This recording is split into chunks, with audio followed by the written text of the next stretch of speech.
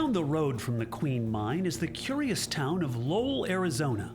The adjacent Lavender Pit Mine ate up more than half the town in the 1970s.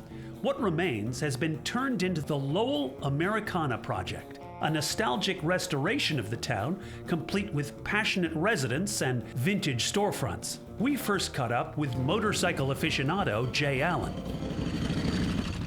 Hey, Jay Allen. Hey, what's happening? Man about town. Man about Lowell, Arizona. It is Lowell then, it's not Bisbee. They call it Bisbee, but this is Lowell proper. It's a special street, there's nothing like it in the world. It's a little slice of Americana. You just wanted to capture a time when America Was what it was, to share this with people that don't have a clue of how an old town like this used to look. This building was built in 1904. Right here, as we stand in this room, is an auto parts store. I've been coming in here since I was a kid, never knowing that someday this would be my home. Upstairs is a boarding house for miners, 100-foot hallway. Got 3 ghosts residing here, a girl and 2 guys. Something told me you'd have more than one motorcycle. Absolutely.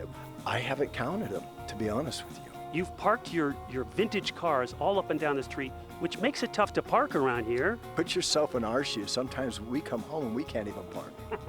And there are tourists parked there. You kind of turned it into the land that time forgot, in a way. With help. Like, you're gonna meet Dan Simonis, and I gotta tell you, this guy out of Defiance, Ohio, his art, his creativity, his inspiration. Dan Simonis?